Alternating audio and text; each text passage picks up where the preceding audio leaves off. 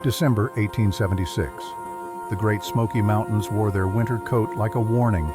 Snow fell thick and silent through ancient trees, muffling the world beneath layers of white that could bury a man's mistakes as easily as his footprints.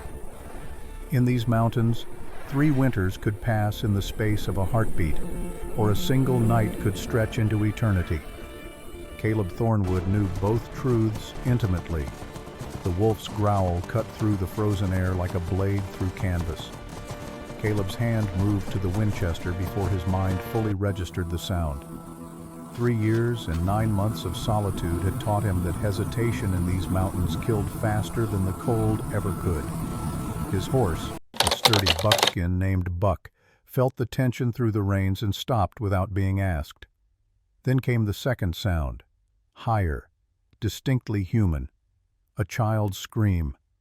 Caleb Thornwood stood 6 feet 2 inches in his worn boots, all muscle and sinew wrapped in buckskin and wool. His beard, thick and dark with threads of early gray, covered most of his face. His eyes, the color of winter clouds over distant peaks, had forgotten how to show what he felt. The scar across his chin, a reminder of a mining accident years back, gave him the look of a man who'd seen trouble and survived it. Most folks in Timber Ridge, the logging town 15 miles east, had forgotten he existed. That's how he wanted it. He dismounted in one fluid motion, the Winchester sliding into his hands like it had been born there. Buck snorted once, white breath clouding the air, but stood steady. Good horse. Knew when to be quiet. The tracks in the snow told a story.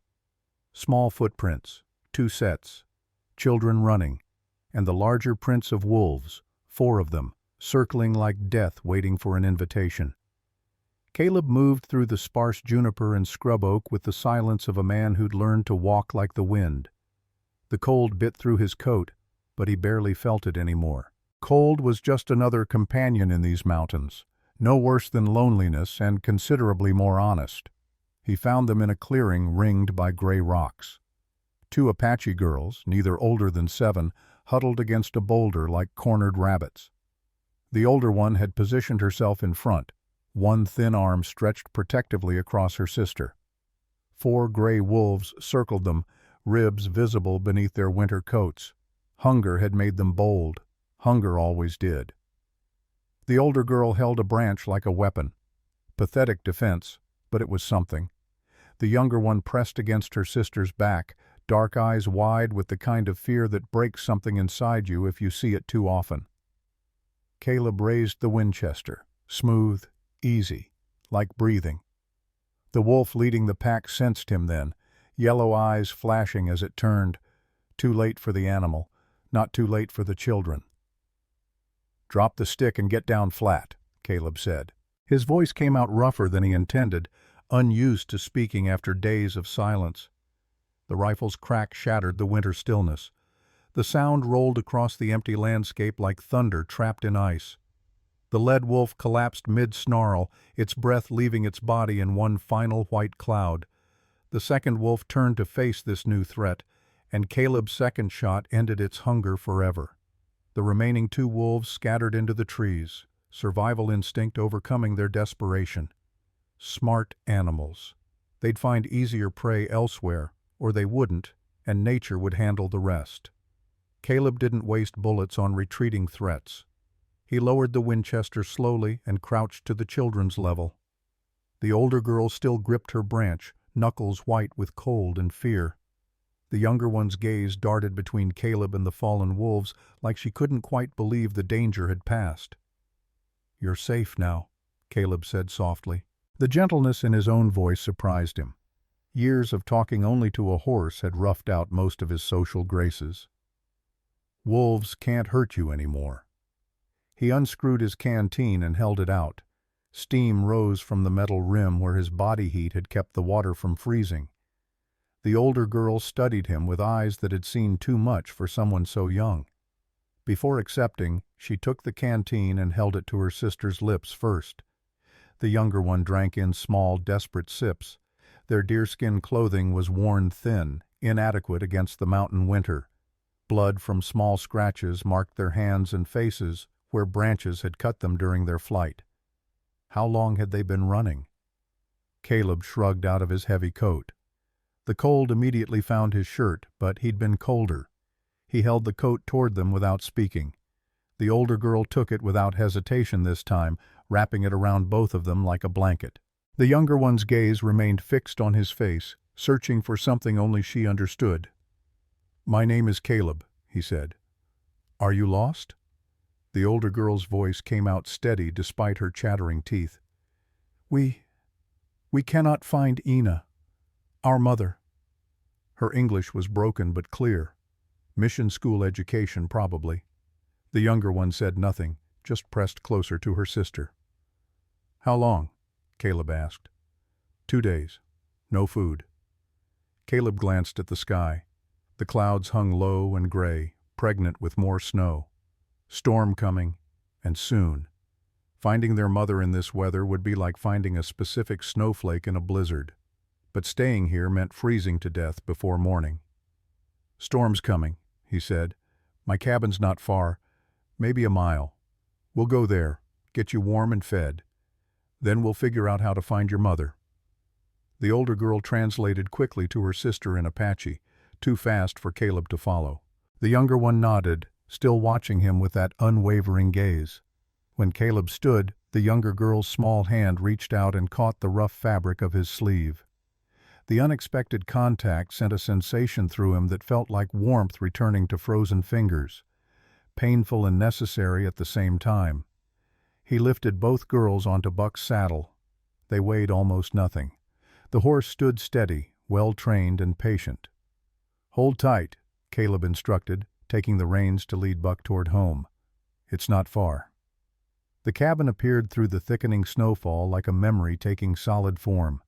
Simple structure, hand-hewn logs chinked with mud and moss. A stone chimney leaked a thin trail of smoke into the white sky. Not much to look at, but it had kept the cold out for 3 years.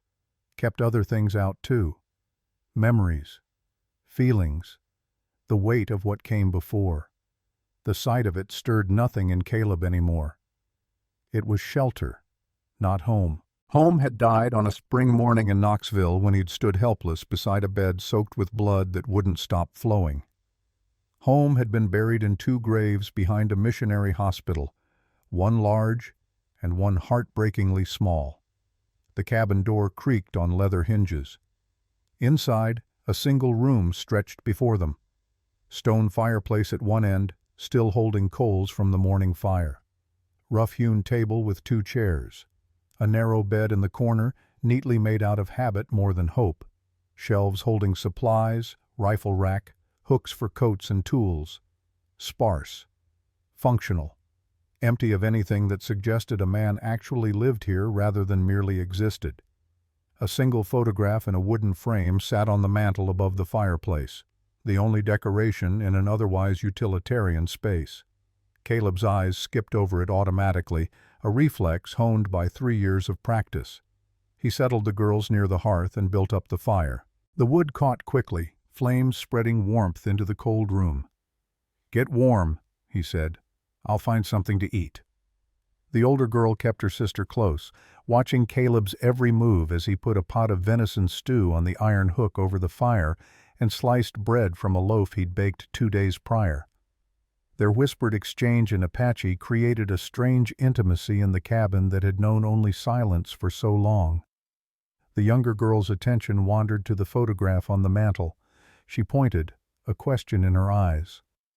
Caleb's throat tightened. "That was my wife," he said. The words came out flat, emotionless. Practice made them easier, but not easy. "Sarah, she's gone now." Gone. Such a simple word for watching the woman you loved hemorrhage life onto white sheets. Such an inadequate word for the stillborn son who never drew breath, for the twin graves Caleb had dug with his own hands, for the decision to vanish into these mountains rather than face an empty homestead in Colorado. The older girl said something soft in Apache. Caleb caught one word he recognized. Father. She was telling her sister that their father was gone too. Understanding passed between them, the kind that needed no translation. The stew heated slowly. Caleb poured it into wooden bowls, testing the temperature with his finger before handing the first bowl to the younger girl. The older one immediately stopped him. "Her first," she said, nodding toward her sister. Caleb handed the bowl to the younger one instead. The older girl nodded approval before accepting her own. She tasted each spoonful cautiously before allowing her sister to eat, checking for poison or danger even now. Protective. Responsible. Too much weight on small shoulders. "You got names?" Caleb asked, settling into his chair with his own bowl.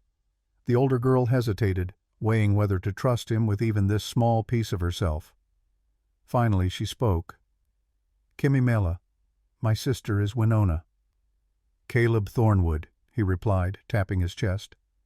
"You can call me Caleb." Kimimela nodded once. Acknowledgement rather than acceptance. Fair enough. Trust had to be earned, especially from children who'd learned the hard way that the world held more wolves than shepherds. As darkness settled outside, the warmth and food did their work. Winona curled against her sister and surrendered to exhaustion. Kimimela fought sleep longer, her chin dipping then jerking upward repeatedly, determined to stay vigilant. But eventually, even her fierce will couldn't hold back the weight of 2 days running on empty. Caleb spread his bedroll near the fire for them, then retreated to his own bed. The familiar emptiness of the cabin had been disrupted, filled now with the sound of small breaths and occasional murmurs. He stared at the ceiling beams, remembering other sounds. Sarah's laughter, her humming as she worked. Their conversations that stretched into night, full of plans for a future that would never arrive. For the first time since Sarah died, the quiet didn't press against him like a physical weight.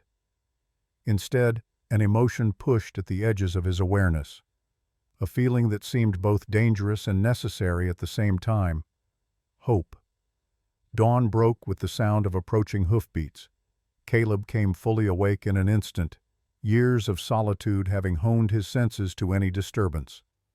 The girls still slept by the banked fire as he pulled on his boots and lifted the rifle from its place by the door. On the porch, cold air bit into his lungs.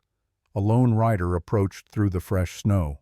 A woman on a paint pony, her dark hair braided beneath a faded red blanket wrapped around her shoulders. She halted at the edge of the clearing, assessing the cabin and the man who stood watching her.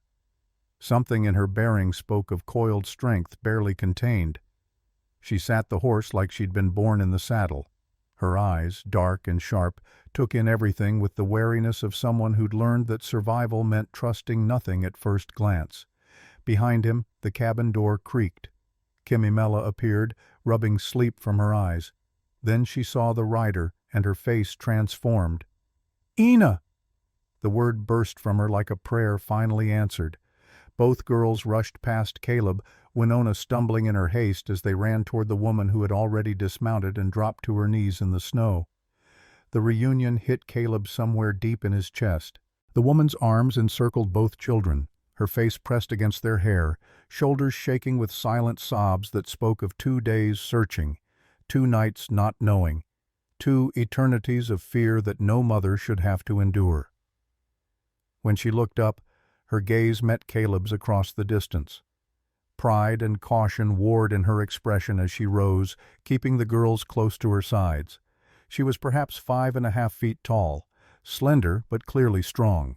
Her face held the high cheekbones of her Apache heritage, but something in her features spoke of mixed blood. Her eyes carried the weight of someone who'd learned to walk between worlds and found welcome in neither. She walked forward slowly, the girls flanking her like protective sentries. When she spoke, her English was clear, touched with an accent that wasn't quite Apache and wasn't quite something else. French, maybe. "You helped them," she said. It wasn't quite a question. Caleb nodded. Wolf had them cornered, brought them here out of the storm. Her eyes swept over him, taking his measure, evaluating threat, calculating risk, making decisions that might mean life or death. "The debt is mine," she said quietly. "Our way says life saved must be repaid." "No debt," Caleb replied. just did what needed doing. She studied him a moment longer, and Caleb found himself standing straighter under that gaze. Something about her demanded honesty, even when honesty was uncomfortable. "You are alone here," she said. Not a question, an observation. 3 years now, Caleb answered anyway. "My husband died fighting blue coats. My father was white, French. I belong to neither world now." She squared her shoulders like someone preparing for rejection.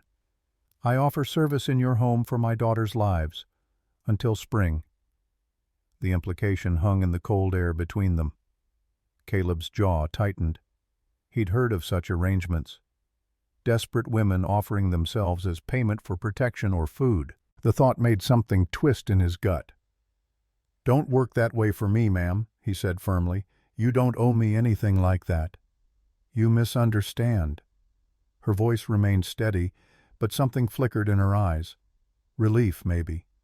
Or respect. "I have nowhere to return. My people cast me out for mixed blood. White settlers see only Apache. A woman alone with 2 children faces death in these lands." She paused. "This is not payment. It is survival." Caleb looked past her to the endless white landscape. Another storm was building on the horizon, dark clouds rolling in from the north. He'd spent 3 years avoiding entanglement with others, avoiding anything that might crack the ice he'd built around the place where his heart used to be. And now this woman offered complications he wasn't sure he wanted. "Where were you headed?" he asked. "North, to find my husband's cousin near the Colorado border. Journey of many days." Caleb glanced at the threatening sky, then at the thin faces of the girls, then back to the woman who stood before him with her chin raised and her eyes clear despite everything she'd lost. "Spring," he said finally. "You can winter here till spring thaw, then decide where you want to go." Her expression revealed nothing, but she nodded once. "Until spring." She paused, then added, "My name is Ayanna." "Caleb Thornwood." "I know. Your friend in the town spoke of you. Silas Webb." That surprised him. Silas was one of the few people from Timber Ridge who still made the trek out here occasionally, bringing supplies and news Caleb didn't ask for but tolerated. Good man. Honest. Not many of those left. "What else did Silas tell you?" Caleb asked. "That you are fair, that you keep your word, that you have known loss." Ayanna's gaze flicked to the cabin, to the photograph he knew sat on the mantel. "That is enough." She turned to her daughters, speaking rapid Apache. Kimimela nodded seriously. Winona smiled, the first real smile Caleb had seen from the child. What Caleb didn't know as he stood there in the December cold, watching this Apache woman and her daughters, was that his decision to pull that trigger 2 hours ago had done more than save 2 children from wolves. It had opened a door that would lead him out of the tomb he'd built around himself. It would force him to choose between the safety of numbness and the terrible risk of feeling again. It would pit him against men who saw law as a weapon and mercy as weakness. And before spring's first thaw, it would teach him that family isn't always found in bloodlines or shared history. Sometimes it's forged in winter's crucible, tempered by shared danger and sealed by the simple choice to stand beside someone when walking away would be easier. The mountains remembered such stories. They always had, and they always would. The first week passed in careful silence, 2 strangers learning to orbit each other in the confined space of a one-room cabin. Snow fell steadily, adding inches each day, building walls of white that made the outside world feel like a distant memory. Caleb gave the cabin to Ayanna and her daughters, moving his bedroll to the lean-to he'd built for storing firewood. The cold bit deeper there, but he'd endured worse. Physical cold was easier to manage than the warmth of proximity. Ayanna moved through the cabin with quiet efficiency, reorganizing without asking permission, creating order from the chaos of a man who'd stopped caring about such things years ago. She found holes in his shirts and mended them without comment.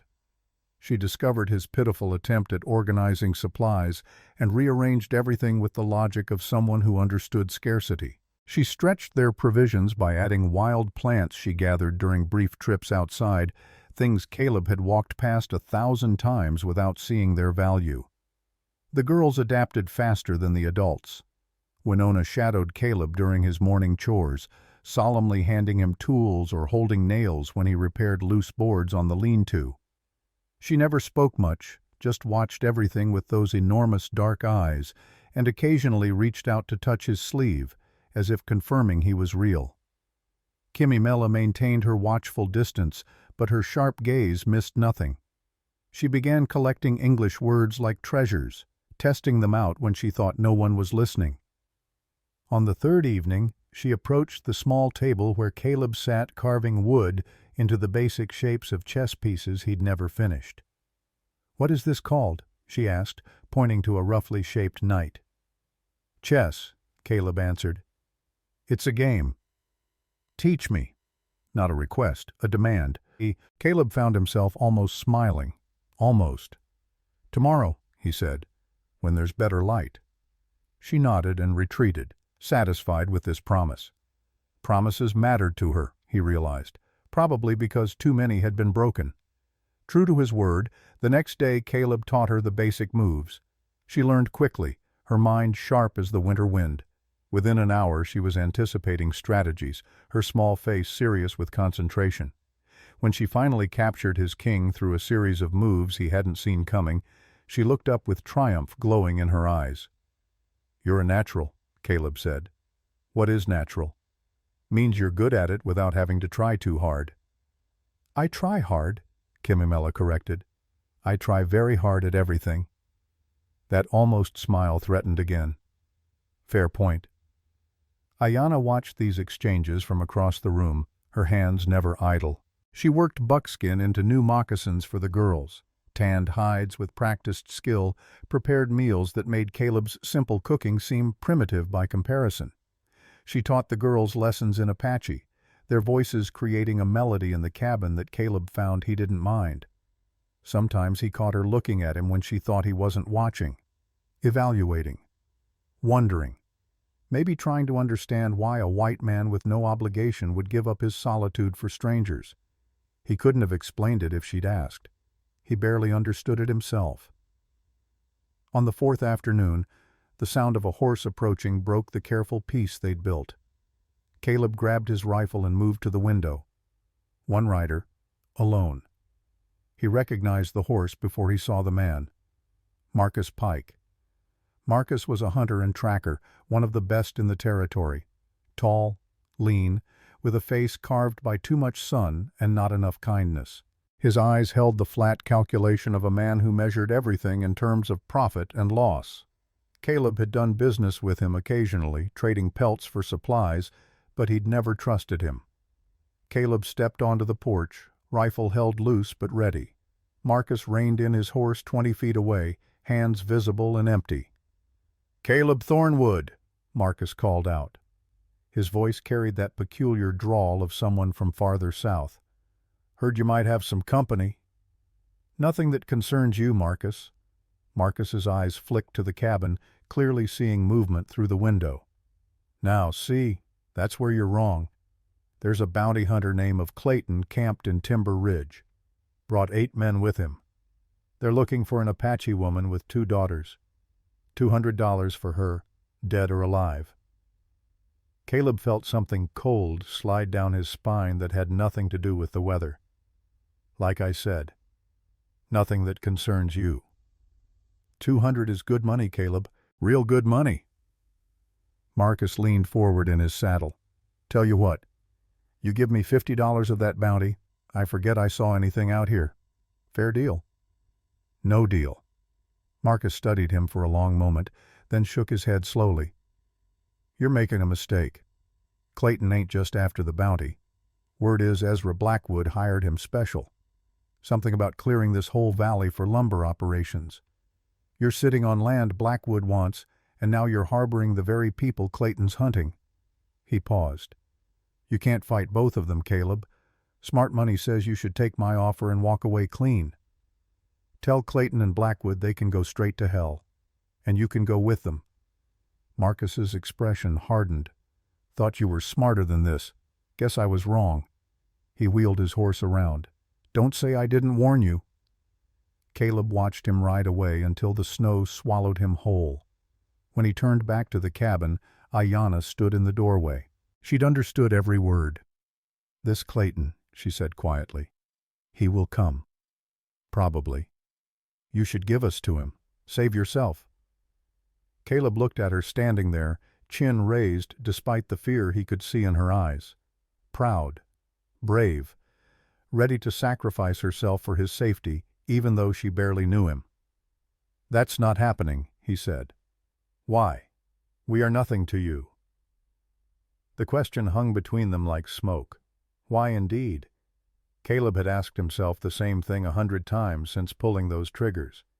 He could have left the girls to the wolves, could have sent them away the next morning, could have told Marcus where to find them and earned $50 for his silence. Could have. Should have. Didn't. "Maybe because I've spent years being half dead," Caleb said finally, "walking through days without feeling them. Then you showed up, and suddenly I had a reason to pull a trigger that wasn't about putting meat on the table." He met her gaze directly. "First time in 3 years I felt like I had something worth protecting." Her expression shifted. Not quite trust, but maybe the beginning of it. "Then we will fight together," she said. "You know how to shoot?" "I know how to survive. I will learn the rest." That evening, after the girls were asleep, Caleb and Ayanna sat by the fire. He poured coffee for them both from the pot he kept perpetually warm on the hearth. The flames cast dancing shadows across her face, highlighting the strong bones and the weariness beneath. "Tell me about your husband," Caleb said. Not sure why he asked, except that the silence felt too heavy for once. Ayanna was quiet for so long he thought she wouldn't answer. Then she spoke, her voice soft but steady. "Dakota was a good man, a warrior. When the soldiers came to our village, he stood between them and the children." She stared into the fire. "They shot him. I watched him fall. There was nothing I could do but run with my daughters. I'm sorry."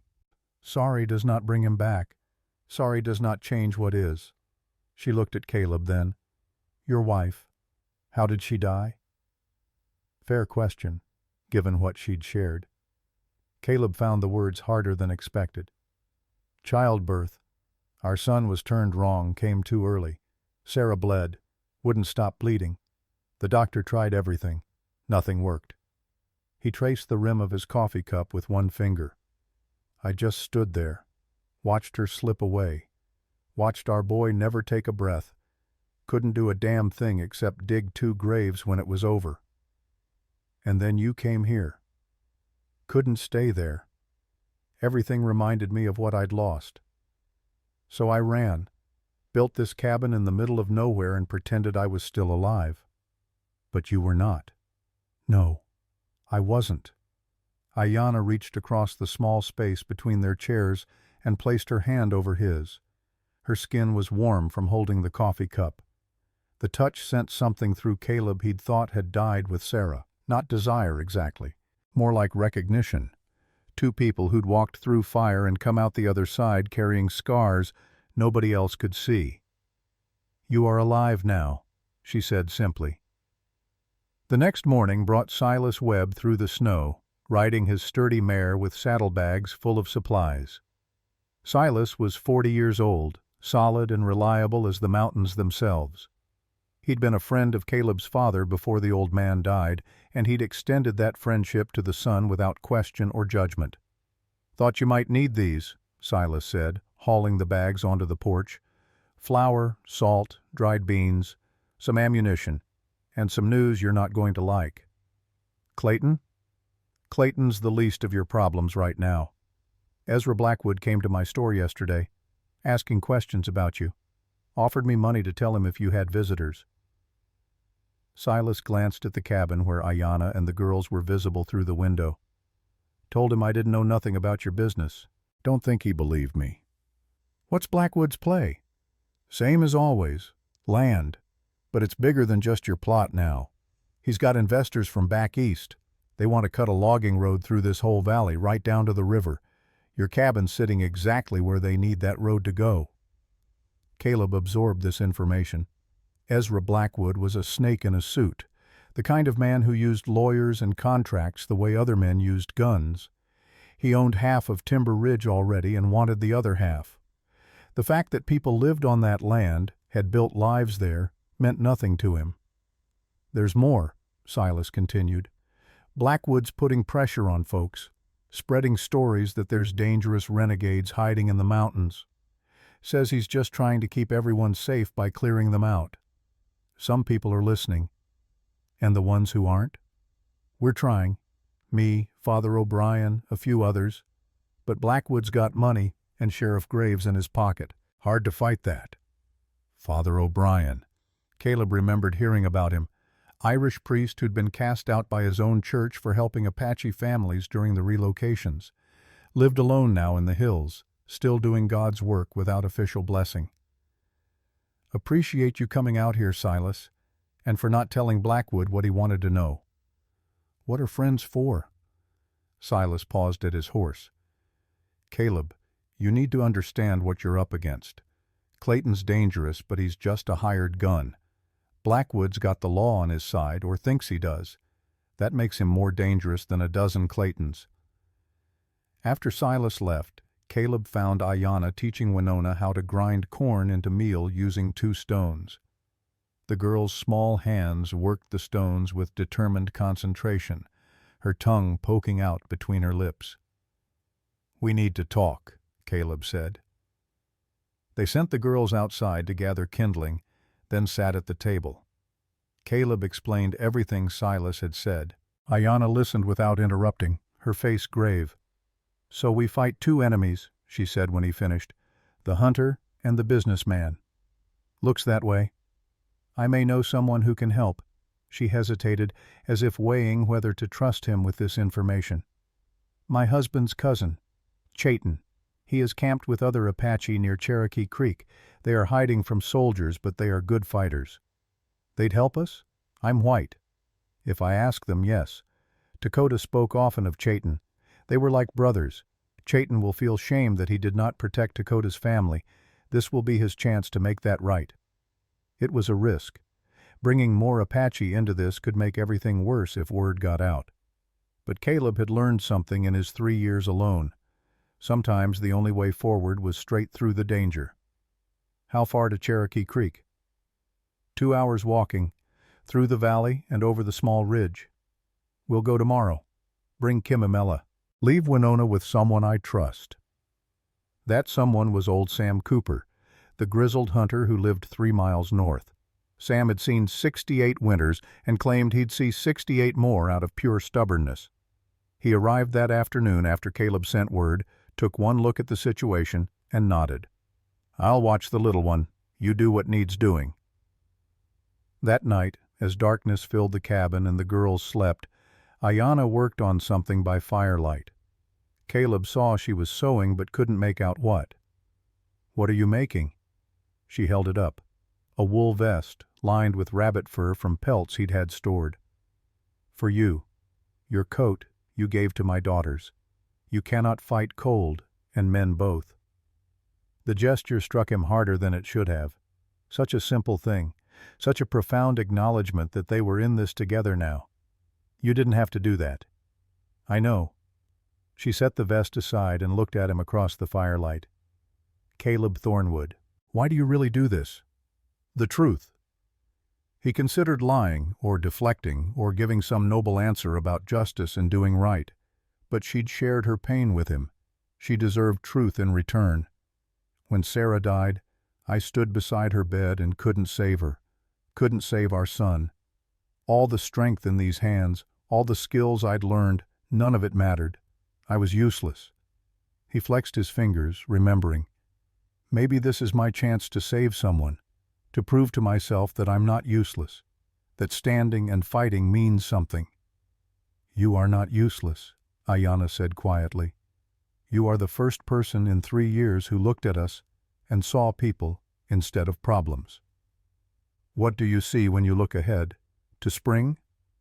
She was quiet for a long moment, firelight playing across her features. "I see my daughters safe. I see them growing up without fear. Beyond that—" She met his eyes. "I do not know yet, but I am starting to hope I will live long enough to find out." That night, Caleb dreamed of Sarah for the first time in months. But instead of the blood-soaked bed that usually haunted him, he dreamed of her standing in sunlight, smiling, telling him it was okay to keep living. When he woke, Ayanna was already up, preparing for their journey to Cherokee Creek. The wolf howl came just before dawn, closer than any wolf should dare approach a human dwelling. Caleb was on his feet instantly, rifle in hand.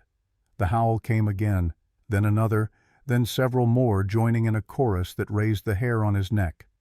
Through the window, he counted shadows in the pre-dawn gray. 5 wolves, no, 6. They circled the chicken coop, where the hens were raising a panicked ruckus. "They are bold," Ayanna said beside him, her bow already strung. "They're starving. Blackwood's lumber crews have been killing deer for sport. Nothing left for the wolves to eat." They moved to opposite windows. Caleb kicked the door open just as the lead wolf lunged at the coop's fence. His shot took it mid-leap. The crack of the rifle scattered the pack momentarily, but hunger drove them back. A second wolf darted toward the side of the cabin. Ayanna's arrow caught it in the throat before it covered half the distance. The animal went down without a sound. Inside, Kimimela had grabbed the ammunition bag and was calmly reloading Caleb's spare rifle. Winona manned the bell by the back window, ready to ring warning if anything approached from behind. They'd practiced this, Caleb realized. Ayanna had trained them. The remaining wolves regrouped at the tree line, yellow eyes gleaming in the growing light. Smart enough to know the odds had changed, not desperate enough yet to throw their lives away. They faded into the forest like smoke. Caleb looked at Ayanna. Her face was calm, focused, not a trace of fear, just cold competence. "You shoot better than half the men I've known. My father taught me when I was 5, said a woman who could hunt would never starve." Smart man. He was, before whiskey killed him.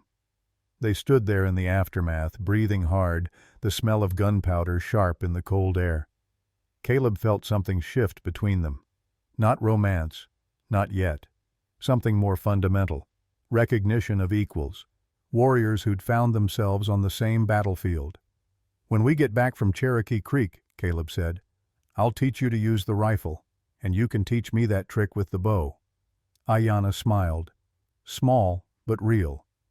Deal. As the sun rose over the Great Smoky Mountains, painting the snow gold and rose, Caleb Thornwood realized something that both terrified and exhilarated him. He was no longer alone. And for the first time since Sarah died, he didn't want to be. They set out for Cherokee Creek an hour later, leaving Winona with old Sam and his promise to defend her with his life. The journey ahead would test them. The battles to come would demand everything they had, but in that moment, walking through snow with Ayanna and Kimimela, Caleb felt something he'd thought lost forever. Purpose. And beneath it, deeper and more dangerous, the first stirrings of hope that maybe, just maybe, he could build something from the ashes of what he'd lost. The mountains watched them go, silent and eternal, keeping their secrets as they always had. And in Timber Ridge, men gathered in smoky rooms, making plans that would force Caleb to choose between the safety of surrender and the risk of everything worth fighting for. The journey to Cherokee Creek cut through virgin forest where sunlight struggled to penetrate the canopy of ancient evergreens. Snow lay thick and undisturbed between the trees, broken only by the tracks of deer and smaller creatures going about their winter business. Caleb led the way, Winchester cradled in his arms, eyes scanning for threats that could come from any direction. Behind him, Ayanna moved with the silence of someone born to these woods, and Kimimela followed her mother's footsteps exactly, already learning the art of leaving minimal trace. The child had insisted on coming despite Ayana's initial reluctance. "I know the way better," Kimimela had argued with the stern logic of a 7-year-old who'd already seen too much of the world's cruelty. "I can show you the safe path." She'd been right. Twice she steered them around spots where the snow concealed deadfalls or unstable ground. The girl had her mother's sharp awareness and something else, something that suggested she'd one day be formidable in her own right. They traveled in silence mostly, speaking only when necessary. Caleb found himself appreciating this about Ayana. She didn't fill silence with nervous chatter the way some folks did. She understood that silence had its own language, its own value. An hour into the journey, Ayana moved up beside him. "When we reach the camp, let me speak first. Chayton will be cautious." "You mean he'll want to shoot me?" "Perhaps. Apache have reason to distrust white men. You understand this, yes?" "I do. There are words in my language, respect words. I will teach you." She spoke slowly, helping him form sounds his mouth had never made. Basic greetings, acknowledgments of honor. Small things that might mean the difference between conversation and confrontation. Caleb stumbled through the pronunciations, feeling foolish. But Kimimela giggled at his attempts, and even Ayana's lips twitched with suppressed amusement. Strange how such a small thing could feel so large. How long since he'd heard a child laugh? How long since he'd done anything worth laughing about? Cherokee Creek revealed itself gradually, first as a sound of running water beneath ice, then as a glint of movement through the trees. The Apache camp sat in a natural depression, hidden from casual view by rock formations and thick brush. Smart placement. You could pass within 50 yards and never know it existed. They were spotted before they reached the outer perimeter. Caleb sensed it rather than saw it, the weight of eyes on them from the forest. He raised one hand slowly, palm out, and stopped walking. Ayana called out in Apache, her voice carrying through the cold air like a bell. For a long moment, nothing. Then a figure materialized from behind a tree to their left. Then another to the right. Then 3 more ahead. 5 warriors, all armed with a mixture of rifles and traditional weapons. They moved like wolves themselves, silent and deadly, surrounding the visitors with practiced efficiency. The man who stepped forward first stood tall and broad-shouldered, perhaps 35 winters, with a scar that ran horizontally across his forehead like a badge of some past battle. His hair hung long and loose, and his eyes held the flat intensity of someone who'd killed and would kill again without hesitation if required. He spoke to Ayana in rapid Apache. She replied at length, gesturing to Caleb and Kimimela. The warrior's eyes never left Caleb's face during this exchange. Measuring, judging, deciding whether this white man lived or died in the next few seconds. Finally, he spoke in English, heavily accented but clear. "Dakota was brother to me, not by blood, by choice. Not protecting him is shame that burns like fire in my chest." Caleb met his gaze directly, keeping his rifle pointed at the ground but ready. "You can't blame yourself for what you couldn't control. I know something about that kind of guilt." Something flickered in Chayton's eyes. Surprise, perhaps, or recognition. "You speak like man who has lost something." "I have. More than I thought I could survive losing." Chayton studied him a moment longer, then turned to a younger warrior beside him. Words passed between them in Apache, quick and heated. The younger man, barely past 20 with a warrior's build and a hothead's energy, clearly didn't like what he was hearing. "Ahiga says we should not trust white man," Chayton translated. "He says white men speak honey, but pour poison." "Can't argue with his experience," Caleb replied. "But I'm not asking for trust. I'm asking for an alliance. Ezra Blackwood wants this whole valley cleared. Your people, my cabin, anyone who stands between him and profit. Right now we have a common enemy. That's not trust. That's just smart." Chayton's expression shifted, something that might have been the ghost of a smile. "You speak straight. This is unusual." He glanced at Ayana. "Why does she need white man's protection?" "She doesn't." Caleb said before Ayanna could answer. She needs allies. So do I. So do you. Blackwood's lumber crews are killing deer, destroying hunting grounds. Bounty hunters are tracking your people. Soldiers will follow. We're all targets. Together, maybe we have a chance. And after? When danger passes? Then we go our separate ways. No strings, no debts. Just people who helped each other when it mattered. Chayton looked at Ayanna. She spoke in Apache, longer this time, passionate. Kimimela added her own voice, small but fierce. When they finished, Chayton was quiet for a long moment. Then he nodded slowly. We help, until the snow melts. Then we go north. He extended his arm to Caleb. In our tradition, man who saves life is brother. I do not call you brother yet, but I call you ally. Caleb gripped his forearm in return. That's enough. The camp was simple but well organized. 5 shelters made from pine branches and hides, a fire pit carefully positioned to disperse smoke. Evidence of careful survival in hostile territory. The other warriors watched Caleb with varying degrees of suspicion, but Chayton's acceptance carried weight. They shared dried venison and what little coffee the Apache had managed to preserve.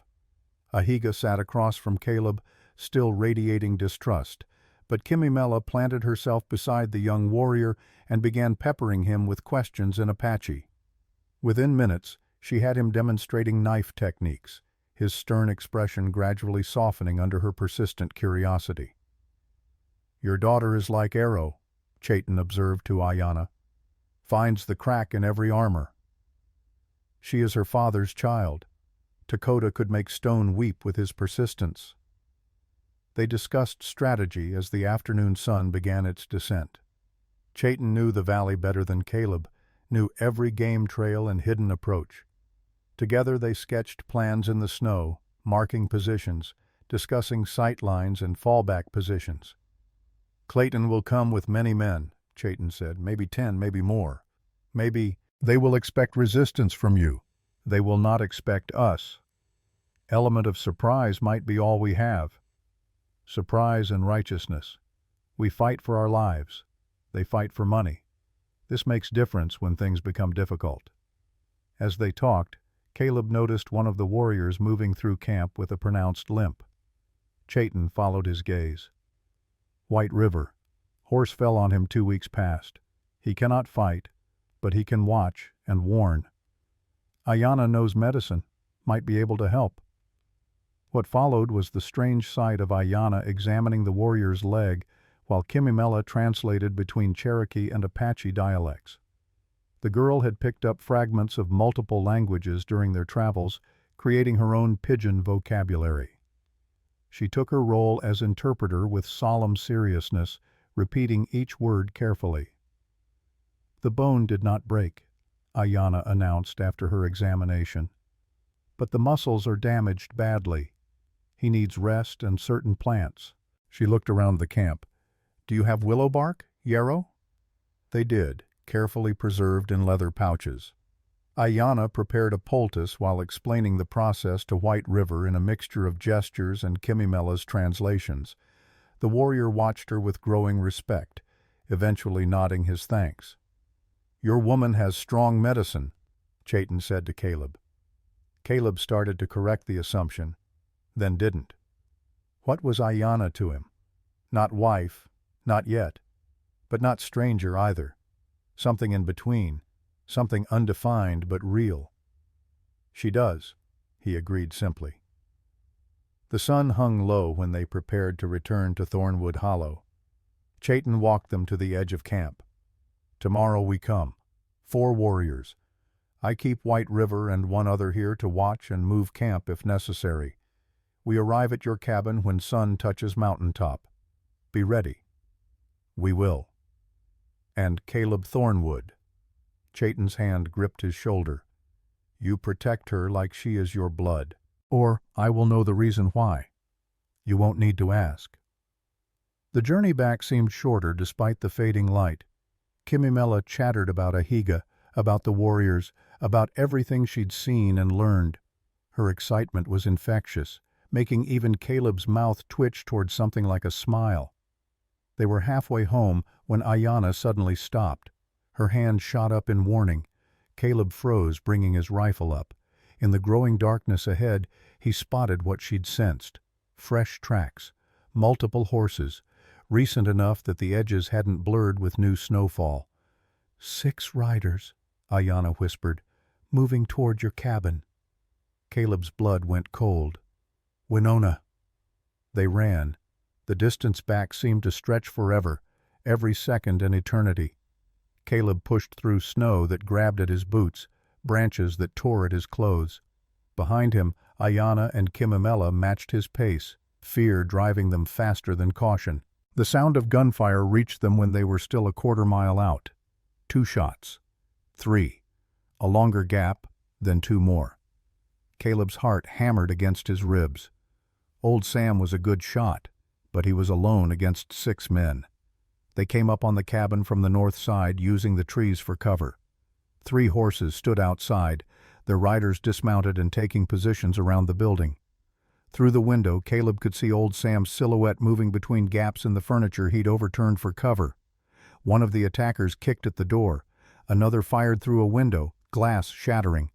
The third crouched behind a water barrel, reloading. Caleb took the man at the barrel first.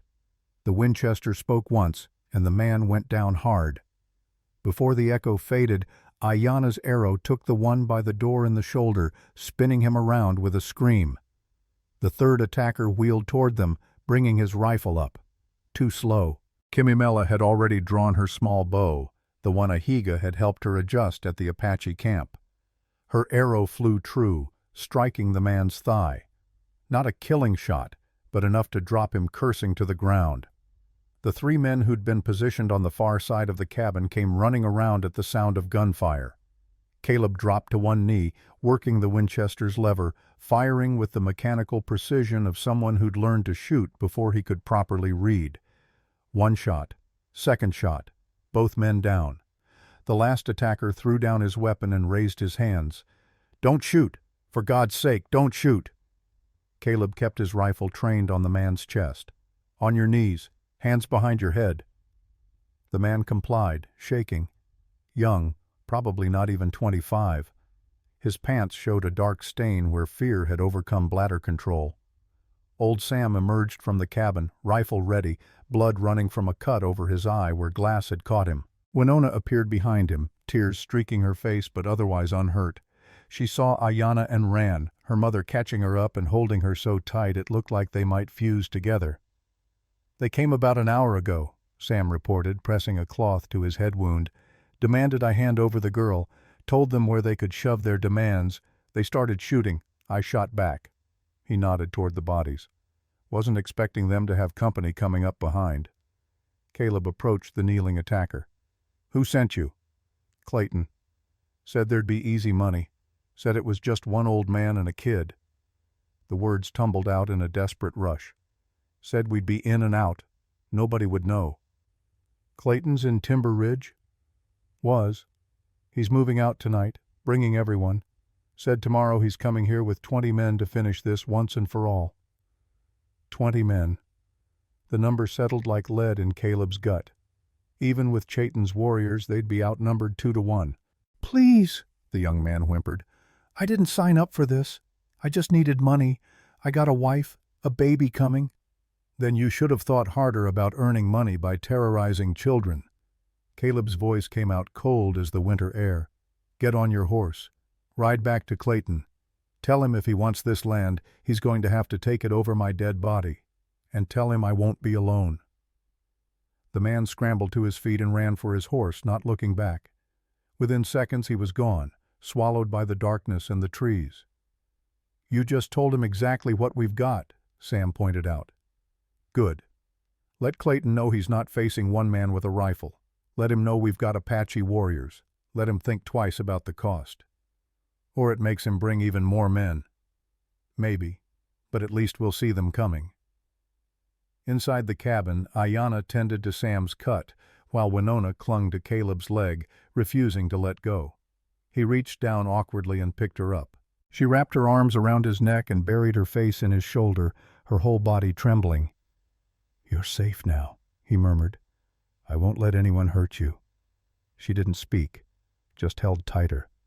Over her head, Caleb met Ayanna's eyes. Something passed between them in that look. An acknowledgement that they'd crossed some invisible line. This wasn't about temporary shelter anymore. This wasn't about waiting for spring. This had become something else entirely. "We need to prepare," Ayanna said quietly. "If Clayton comes tomorrow with 20 men, we must be ready. Chayton's bringing 4 warriors. With Sam, you, me, that's 7. If Kimimela can handle that little bow of hers—" "8, Kimimela said firmly from where she sat reloading arrows. "I fight." Ayanna looked like she might argue, then didn't. Perhaps she recognized what Caleb had already seen. The child had been forged in fire already. Trying to shield her now would only teach her that she couldn't trust her own strength. "Then 8 against 20, Caleb said. "I've faced worse odds." He hadn't, actually, but saying it out loud made it feel less insurmountable. They worked through the night preparing defenses, overturned furniture for cover, extra ammunition distributed and counted, water buckets placed strategically in case of fire. Caleb showed Ayanna how to reload the rifles quickly, and she taught him signals they could use in battle when shouting would give away positions. Near midnight, as they checked the last of their preparations, Marcus Pike appeared at the edge of the clearing. His horse stood lathered despite the cold, clearly ridden hard. He raised both hands as Caleb's rifle came up. "Wait. I'm not here to fight. I got information. Give me one reason not to shoot you right now." "Because I'm not working for Clayton." Marcus dismounted slowly, keeping his hands visible. "I'm working for Judge Cornelius Morrison out of Nashville. I'm a federal investigator." The words hung in the air like smoke. Caleb glanced at Ayanna, who looked as surprised as he felt. Marcus continued rapidly, as if afraid he'd be shot before finishing. "Morrison's been investigating Blackwood for 2 years. Bribery, murder, illegal land seizures. I've been gathering evidence, getting close to Blackwood's operation. But we need more. We need witnesses willing to testify." "Why should we believe you?" Marcus reached slowly into his coat and pulled out a leather document case. "Because I've got proof. Letters showing Blackwood paid Clayton to drive you out. Ledgers showing bribes to Sheriff Graves. Testimony from 3 families whose land he stole before yours." He tossed the case to Caleb. "Judge Morrison arrives in 4 days. If we can hold out until then, Blackwood goes to prison." Caleb opened the case. The documents looked legitimate. Official seals and signatures, dates and amounts. It could still be a trick, but it was an elaborate one. 4 days, Caleb repeated. 4 days. Morrison's bringing federal marshals. But until then, you're on your own. I can't help directly without blowing my cover. Clayton can't know I've turned. If this is a lie, I'll hunt you down myself." "It's not." Marcus remounted his horse. "Hold the line. 4 days. Justice is coming." He rode off into the darkness, leaving them with more questions than answers. "Do we trust him?" Ayanna asked. Caleb looked at the documents again, then at the cabin, at the sleeping form of Winona visible through the window, at Kimimela cleaning her bow with single-minded focus, at everything they'd built in such a short time. "Don't know if we can trust him," Caleb said finally, "but we don't have a choice. We're committed now. Tomorrow Clayton comes, and we make our stand. If Marcus is telling the truth, we just need to survive 4 days. If he's lying, then we fight anyway," Ayanna finished. "Because there is nowhere else to go. Because our daughters deserve to grow up without fear. Because some things are worth dying for." "Yeah," Caleb agreed. "Some things are." As the first hint of dawn touched the eastern sky, Chayton and his 4 warriors materialized from the forest like ghosts given form. They'd painted their faces, traditional markings that spoke of war and courage. They carried rifles and bows, knives and determination. "Today we fight," Chayton announced. "Today we show them that this land is not for taking, that our lives are not for sale, that we are still here, still standing, still warriors." Caleb looked at the faces around him.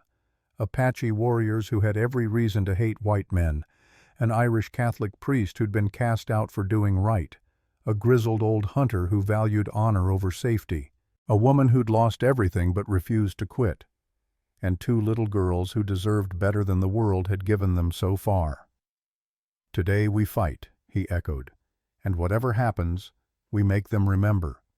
We make them understand that there are still people in this world who won't bend, won't break, won't surrender what's right just because it's hard." The sun rose over the Great Smoky Mountains, painting the snow gold and crimson. In Timber Ridge, Clayton gathered his men, 20 strong, preparing for what they thought would be easy money. They had no idea what waited for them in Thornwood Hollow. No idea that they were about to face something more dangerous than numbers or weapons. They were about to face people who had nothing left to lose and everything worth fighting for. The sun climbed toward its winter apex as they transformed Thornwood Hollow into a fortress. Every movement had purpose. Every decision carried weight. Chayton positioned his warriors with the eye of someone who'd fought defensive battles before. Ahiga and another warrior named Neshoba took the horse shed to the left, its thick timber walls offering solid cover and a clear sight line to the main approach. 3 more warriors stationed themselves among the rocks and thick pines to the right, creating a crossfire that would catch anyone foolish enough to charge straight in. The cabin itself became the anchor point. Caleb, Ayanna, and Old Sam would hold it, with Kimimela as ammunition runner and Winona hidden in the root cellar Caleb had dug 2 winters back. The girl had protested being relegated to hiding, but one look from her mother had silenced her objections. "When you are older," Ayanna had said gently but firmly, "you will have your chance to stand. Today you survive, so tomorrow you can fight." They worked through the morning in near silence, each person understanding that words were precious now. Better to save breath for what was coming. Caleb found himself watching Ayanna as she moved through preparations with calm efficiency. She checked ammunition counts, organized medical supplies from her knowledge of traditional remedies, ensured water barrels were full in case fire became a weapon against them. She caught him looking once and raised an eyebrow. "What?" "Nothing. Just, you're good at this." "I have had practice surviving." She paused in her work, hands stilling on the bandages she was preparing. "Caleb, if tomorrow does not—" "It will. But if it does not, I need you to know something." She stepped closer, her voice dropping to something meant for his ears alone. "When Dakota died, I thought I had died with him. That I was just a ghost protecting 2 small ghosts, all of us waiting for the final wind to blow us away. Then I found your cabin. Found you." She placed her hand over his heart, the gesture intimate despite their lack of privacy. "You gave me reason to believe the sun could still rise. Whatever happens tomorrow, thank you for that." Caleb covered her hand with his own. Rough calluses against smooth skin. 2 people who'd walked through different fires but emerged with the same scars. "I'm the one who should be thanking you. You and your girls. You reminded me what it feels like to have something worth protecting besides old memories and regrets." They stood there a moment longer, the space between them charged with things neither quite knew how to name. Not love, not yet, but the foundation upon which love might be built if they survived long enough. Old Sam's voice broke the moment. "Riders coming. Just one. Fast." Caleb moved to the window, rifle ready. But the approaching horse carried Marcus Pike, and the man was pushing his mount harder than was wise in snow. He practically fell from the saddle when he reached the clearing, stumbling toward the cabin with urgency written in every movement. "They're coming early," Marcus gasped, bent over and breathing hard. "Clayton found out about your Apache allies. He's not waiting. They'll be here in 3 hours, maybe less, and he's bringing more men. 25, maybe 30. The number hit like a physical blow. 30 men, even with surprise and defensive positions, those were brutal odds. "There's more," Marcus continued. "Blackwood's coming with them. He wants to be here for the end, wants to see you broken before he takes your land." Chayton had emerged from his position to hear this news. 30 men. We are 8 warriors. 9, Marcus said. I'm done hiding. Judge Morrison knows I'm compromised. Blackwood saw me talking to someone in Timber Ridge who's on our side. My cover's blown either way. Might as well make it count. Caleb studied the man. Federal investigator or clever spy, it didn't matter anymore. They needed every gun they could get. You know how to shoot that rifle you're carrying? Well enough to make it count. Then you're with us in the cabin. Sam, you still good for this? The old hunter checked his rifle with the calm of someone who'd faced death before and found it less intimidating than its reputation suggested. Been shot at before, still here. Figure my luck's holding. They had 2 hours to finish preparations. Chayton pulled Caleb aside, his face grave. These odds, they are not good. No, they're not. My warriors, we have fought worse, but we had revenge to drive us, or honor. Today we fight for women and children who are not our blood. Some of my men question this. And you? Do you question it? Chayton looked toward where Ayanna was showing Kimamela how to prepare arrow tips with a substance that would cauterize wounds even as it pierced. Mother teaching daughter the brutal arithmetic of survival. Dakota would have done the same for my family. This I know like I know my own name, so no, I do not question. He gripped Caleb's shoulder. But I need to know something, white man. If things go wrong, if we fall, will you save the women and children? Will you run if you must? I'll get them out. You have my word. Good.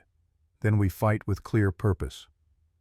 As the sun began its afternoon descent, painting long shadows across the snow, they took their final positions. Caleb stood at the cabin window, checking his sight lines one last time. Ayanna moved beside him, her presence both comforting and terrifying. So much could be lost in the next few hours. Kimimela, Ayanna called softly. Come here, daughter. The girl appeared, her small bow slung across her back, her face set with determination that was painful to see on someone so young. I need you to promise me something, Ayanna said. If I tell you to run, you run. You take your sister, and you run to the tunnel old Sam showed you. You do not look back. You do not hesitate. You survive. Do you understand? But Ina, do you understand? Kimimela's eyes filled with tears she refused to let fall. Yes, Ina. Good. Now go check the ammunition one more time. When the girl was gone, Ayanna's composure finally cracked. Just for a moment. Just long enough for Caleb to see the fear she'd been hiding beneath layers of fierce determination. She is so young, Ayanna whispered. They both are. This is not childhood. This is not what I wanted for them. I know. If we survive this, if we somehow make it through, I want them to have real childhood. I want them to play without looking over their shoulders. I want them to sleep without nightmares. She turned to face him fully. I want them to have what we could not. Then we'll make sure they do. The sound of many horses carried through the cold air long before they came into view. Caleb counted mentally as the riders emerged from the tree line. 28 men, more than Marcus had predicted. They came in a loose formation, confident in their numbers, clearly expecting minimal resistance. At the center of the group, mounted on a white horse that seemed chosen specifically for dramatic effect, rode Ezra Blackwood. Even from a distance, Caleb could see the man's expensive suit, the gold watch chain glinting in the sunlight, the aura of someone who believed money made him untouchable. Beside Blackwood rode Clayton, the bounty hunter, shorter than Caleb had imagined, but built like someone who'd spent a lifetime doing violence. Scar tissue marked the visible parts of his face, and his eyes held the flat affect of a man who'd killed enough times that it no longer registered as significant. They stopped 60 yards from the cabin, just out of comfortable rifle range but close enough to make their presence felt. Blackwood dismounted with theatrical precision, brushing snow from his coat as if this were a social call rather than a siege. Caleb Thornwood. His voice carried well, educated and smooth. I believe we have business to discuss. Caleb stepped out onto the porch, rifle held casual but ready.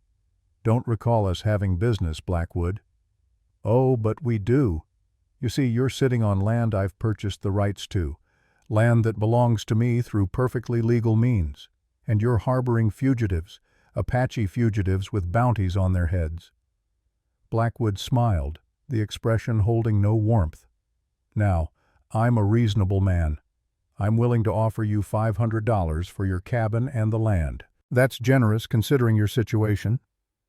My situation being that you sent men to kill me? Unfortunate misunderstanding. Overzealous employees acting without authorization. I'm here to make things right. By bringing 30 armed men? Insurance. These are dangerous times. One can't be too careful. Blackwood clasped his hands behind his back, the picture of reasonableness. So what do you say, Mr. Thornwood? $500 and safe passage out of the valley, or we can do this the hard way. Here's my counteroffer, Caleb replied, his voice carrying across the snow with quiet intensity. You and your hired killers turn around and ride away, right now, before people start dying. Because I promise you, Blackwood, if bullets start flying, yours will be one of the first bodies to fall. Blackwood's smile never wavered, but something cold flickered in his eyes. You're bluffing. You're one man with a rifle. Am I? As if on cue, Chayton and his warriors emerged from their positions just enough to be seen. War paint gleaming, weapons ready, the message clear. Blackwood's smile finally faltered. Apache, you've aligned yourself with savages? I've aligned myself with people who know the difference between right and wrong, something you gave up learning a long time ago. Clayton urged his horse forward, hand on his pistol. Enough talking. Let's finish this. But Blackwood raised a hand, stopping him. Not yet. I want him to understand what he's losing, what he's throwing away. He turned his attention back to Caleb. Judge Morrison, I know about your little federal investigation. What you don't know is that Morrison is 3 days away, not 4, and I've already sent word to have him delayed. Accidentally, of course. Broken wagon wheel. Wrong road.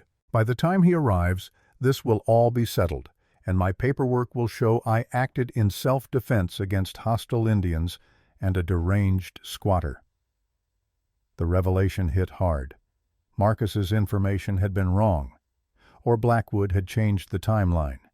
Either way, their window had just collapsed. So here's how this really works, Blackwood continued. You have until sunset to vacate this property. That's 2 hours. Pack what you can carry and leave. If you're still here when darkness falls, we come in, and we won't be gentle about it. He remounted his white horse with practiced ease. 2 hours, Mr. Thornwood. Think carefully about what's worth dying for. The group wheeled their horses and retreated to the tree line, setting up camp just beyond comfortable rifle range. Close enough to watch. Close enough to make their presence felt like a weight pressing down. Inside the cabin, the defenders gathered to reassess. Marcus looked shaken. I was sure about Morrison's arrival. I had solid information. Information Blackwood fed you, Caleb said. Or twisted. Doesn't matter now. We work with what we have. What we have is 2 hours of daylight, and then a night attack against 30 men who have no reason to hold back. Sam cleaned his rifle with methodical precision. I ain't a gambling man, but I know bad odds when I see them. Chayton spoke quietly. We could use the tunnel. Get the women and children out while light remains. Live to fight another day. And abandon everything? Ayana's voice cut through the discussion like a blade. Run again? Hide again? Teach our daughters that the only response to evil is retreat? She stood, her spine straight, her eyes blazing. No. I am done running. I am done teaching my children that survival means cowardice. This isn't cowardice, Caleb said gently. This is tactics. This is fear dressed as wisdom. She moved to the window, looking out at the waiting army. My whole life I have been told I do not belong, not Apache enough, not white enough, not worthy of land or home or peace. And I accepted it. I ran, I hid, I taught my daughters to do the same. She turned back to face them. No more. If I die tonight, I die standing on ground I claim as mine. I die teaching my daughters that some things are worth the cost. Silence followed her words. Then Chaitin spoke. The woman shames us all. She is right. We fight. Agreed, Sam said. Marcus nodded. I didn't come this far to run now. Caleb looked at each face in turn, saw determination, saw fear too, but fear harnessed and aimed like a weapon.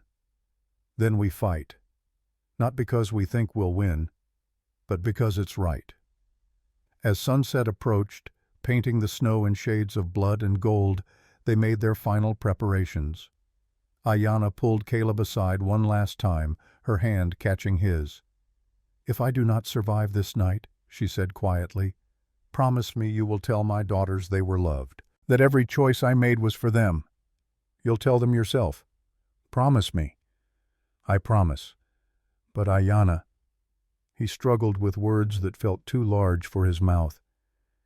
I need you to know something too. These past weeks, you've given me something I thought died with Sarah. Hope, purpose, a reason to wake up that isn't just habit. He took a breath. If we survive this, I want... She placed her fingers gently over his lips. I know. And yes. They stood there in the fading light, two damaged people who'd found in each other something worth preserving. No kiss, no dramatic declaration, just understanding passing between them like electricity through wire. Whatever happens tonight, Ayanna said, thank you for seeing me. Not Apache, not French, not half-breed, just me. Always just you. Darkness fell over the Great Smoky Mountains like a curtain closing on the first act of a play. In the tree line, 30 men checked their weapons and steeled themselves for violence. In Thornwood Hollow, 9 defenders took their positions and prepared to make a stand that would echo through the years as either foolish bravery or the last stand of people who refused to bend. Caleb Thornwood checked his Winchester one final time, thinking of Sarah's grave so far away, of the son who never drew breath, of 3 years wasted in grief. And then he thought of Ayanna's strength, of Kimimella's fierce determination, of Winona's innocent trust. He thought of the family he'd accidentally built from the wreckage of loss. Some things were worth dying for, but tonight he'd do his damnedest to make sure it was the other side that learned that lesson. The moon rose full and cold over the battlefield, turning snow to silver and shadows to ink.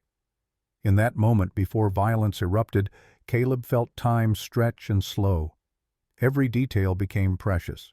The smell of gun oil and wood smoke, the sound of Ayanna's breathing beside him, the weight of his rifle, familiar as his own heartbeat. Then Clayton fired the first shot, and time resumed its normal pace with terrible speed.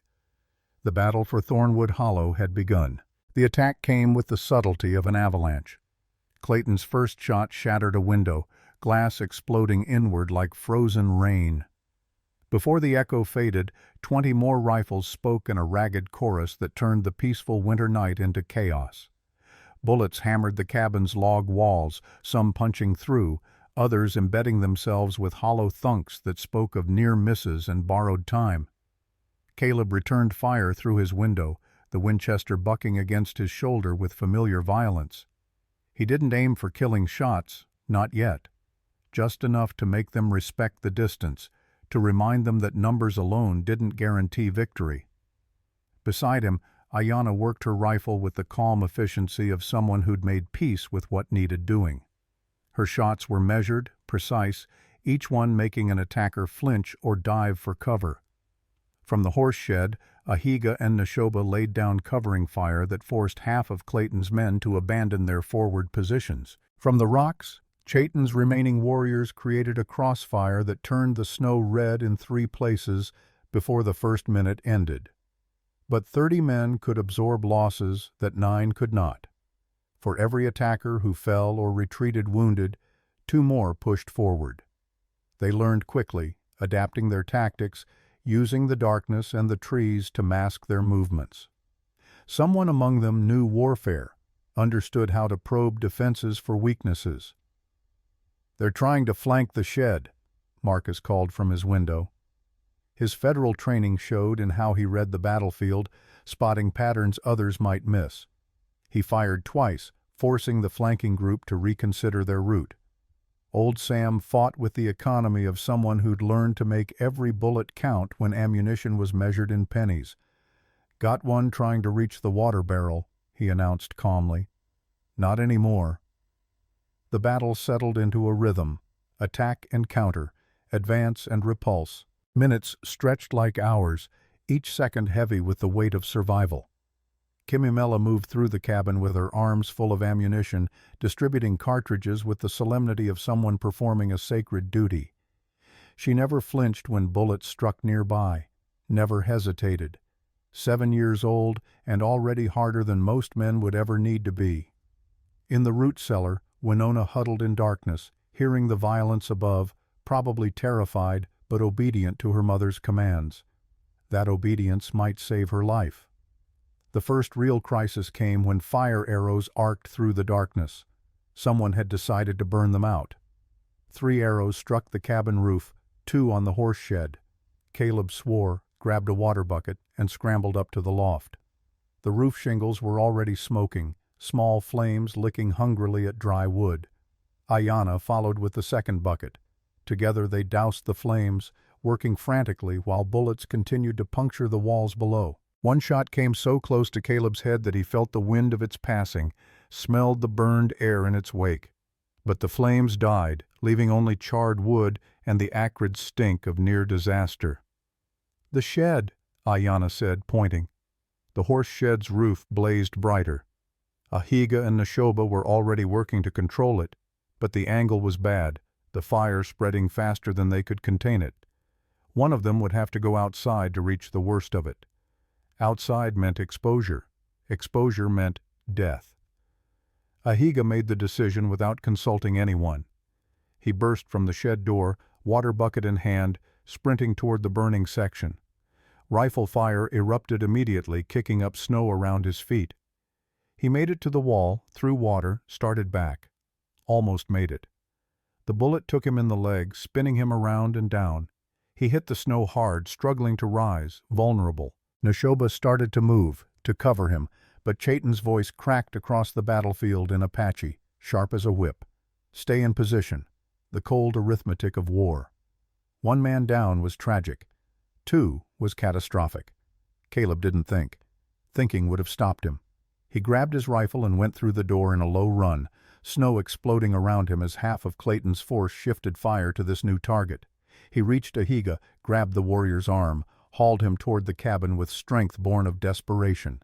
Ayanna appeared in the doorway, her rifle speaking steadily, forcing attackers to choose between shooting at Caleb or dying themselves. Sam and Marcus added their fire. The covering barrage created a corridor of safety measured in heartbeats and inches. Caleb crashed through the door with Ahiga's weight dragging him down, both men collapsing in a tangle of limbs and blood. "How bad?" Caleb gasped. Ayanna was already examining the wound, her hands quick and sure despite the chaos around them. "Through the muscle, bone intact. He will live if infection does not take him." She began packing the wound with cloth and herbs, working with the focus of someone performing surgery in a hurricane. Ahiga gritted his teeth against the pain but managed words in broken English. "Thank you. Debt is mine." "No debt. Just don't bleed on my floor. Ayanna just cleaned it." The warrior's laugh came out as more of a groan, but it was something. Humor in the face of death. Sometimes that was the only weapon left. The attack intensified, Clayton clearly frustrated by their resistance. Men charged in groups now, 3 or 4 at a time, trying to overwhelm through sheer aggression. One group nearly reached the cabin before Chaitin's warriors cut them down. Another made it to the horse shed's wall before Marcus dropped 2 of them with shots that would have made a marksman proud. But attrition was working against the defenders. Ammunition was running lower than Caleb liked to admit. Ahiga was out of the fight. Exhaustion pulled at muscles and reflexes, making each shot harder, each decision slower. And still Clayton's men kept coming, kept probing, kept pushing. Then, as suddenly as it began, the attack stopped. Not a retreat. A pause. Reorganization. In the sudden quiet, Caleb heard his own breathing, loud and ragged. Heard the crackle of dying fires. Heard someone wounded crying in the darkness beyond their perimeter. "They're regrouping," Marcus said, his voice hoarse from shouting commands. "Next push will be coordinated, everything they've got at once. Can we hold? Ask me after we try." But the final push didn't come. Instead, new sounds emerged from the darkness. Horses. Many horses. Approaching not from the tree line where Clayton waited, but from the east, from the direction of Timber Ridge. Caleb's heart sank. Reinforcements. Blackwood had called in more men. They were finished. Then he heard the voice cutting through the night, authoritative and angry. "This is Judge Cornelius Morrison, Federal Circuit Court. All parties will cease firing immediately. Anyone who discharges a weapon from this moment forward will be charged with assault on a federal officer." The judge rode at the head of a column of 10 mounted men wearing the distinctive badges of federal marshals. Behind them came more riders, townspeople from Timber Ridge. Caleb recognized Silas Webb, Father O'Brien's gaunt frame, others he knew by sight if not by name. 20 citizens, maybe more, all armed, all looking at Clayton's force with expressions ranging from disgust to barely contained fury. Judge Morrison was a man of 60-some years, with iron-gray hair and a face carved by decades of seeing humanity at its worst and occasionally at its best. He dismounted with the stiffness of someone who'd ridden hard and long, but his voice carried the weight of unquestioned authority. "Clayton Hunter, you and your men are under arrest. Ezra Blackwood, you will surrender yourself immediately." Blackwood rode forward, his composure cracking but not broken. "Judge Morrison, thank God you're here. These people attacked my men. I was defending property rights. Property rights secured through bribery, forgery, and murder." Morrison pulled a thick envelope from his coat. "I have 16 sworn testimonies. I have bank records. I have letters in your own hand authorizing payments for acts of violence. You're done, Blackwood. Those are forgeries, lies from people who—" "Shut up." Morrison's voice cracked like a gunshot. "I've been a judge for 30 years.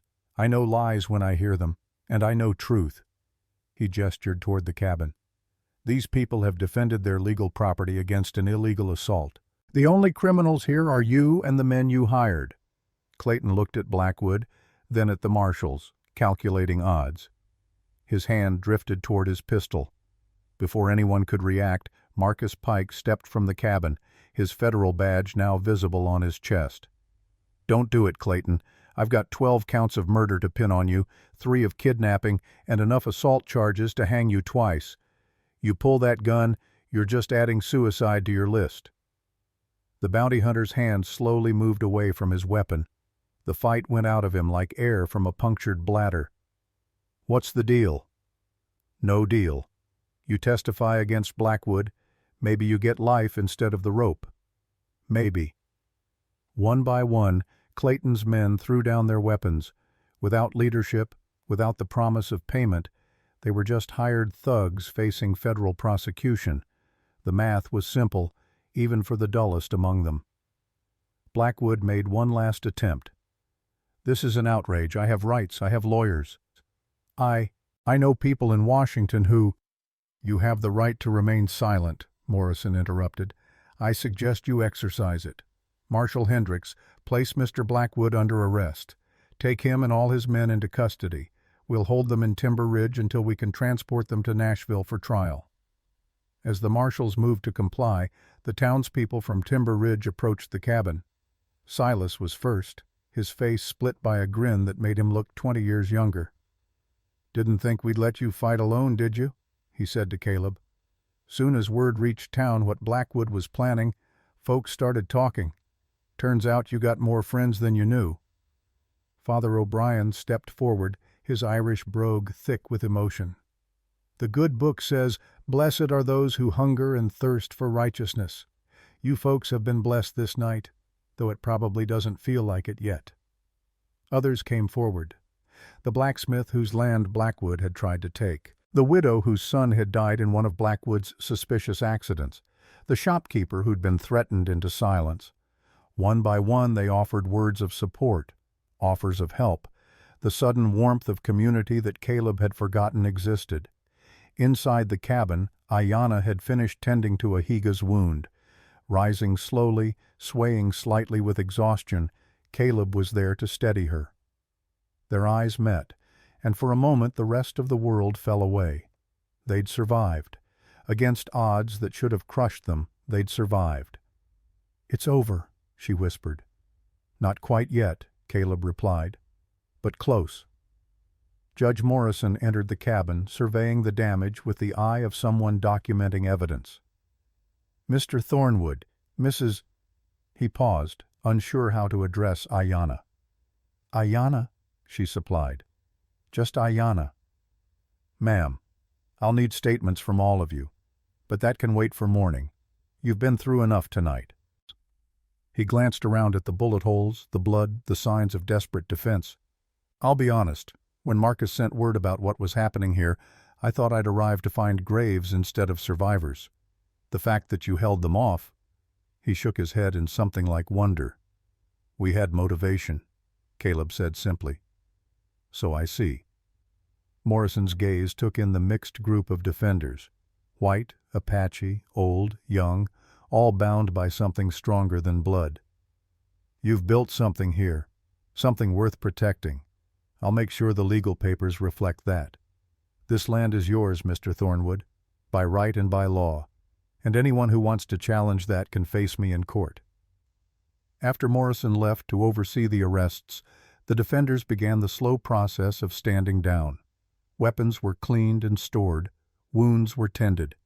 The dead among Clayton's force were gathered and covered. 3 men who'd gambled on easy money and lost everything. Chayton approached Caleb as dawn began to lighten the eastern sky. "You fought well, white man. You protected what matters.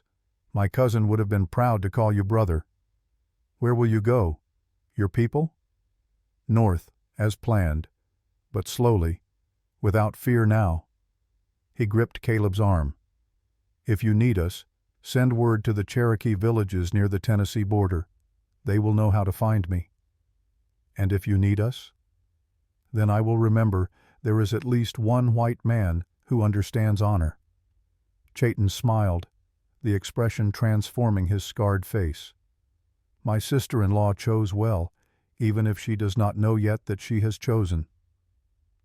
After the Apache warriors departed, melting into the forest with the sunrise, Silas pulled Caleb aside. "There's something else you should know.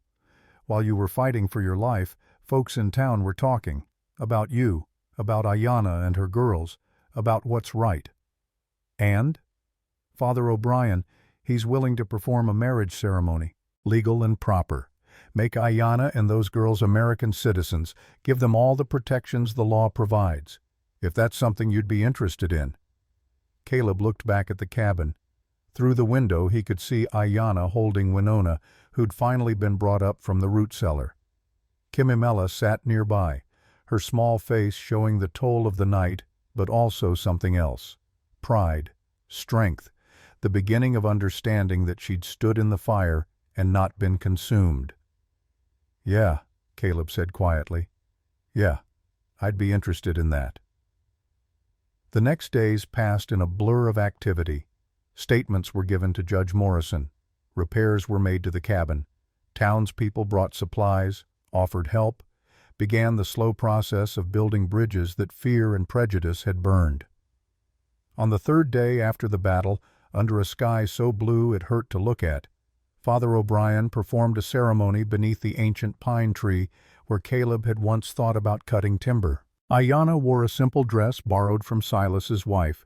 Caleb wore the vest she'd sewn for him, cleaned of blood and repaired where bullets had torn it.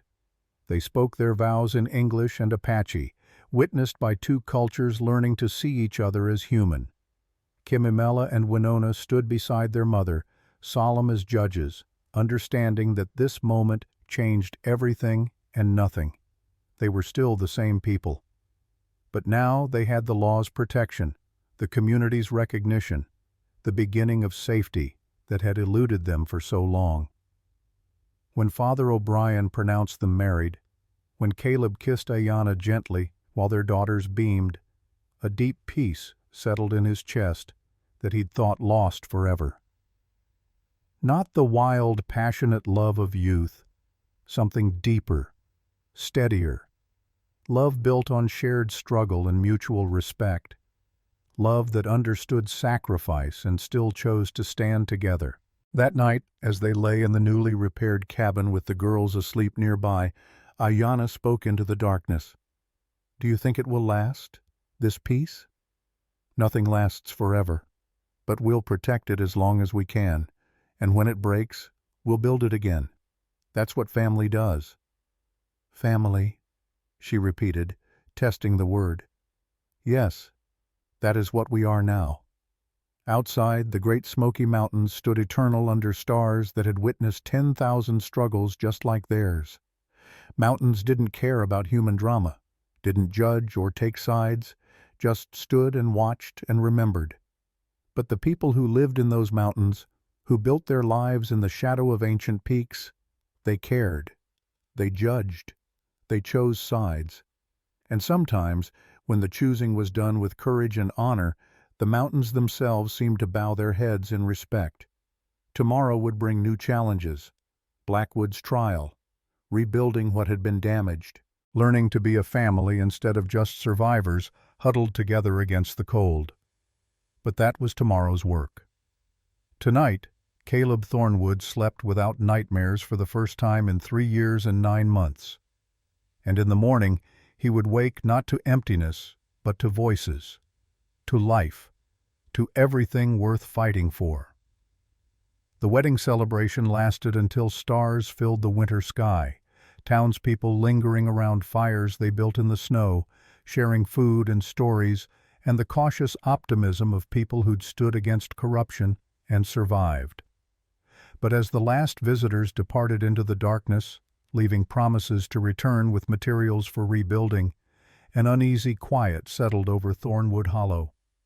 Caleb stood on the porch long after Ayanna and the girls had gone inside, rifle within reach, out of habit more than necessity.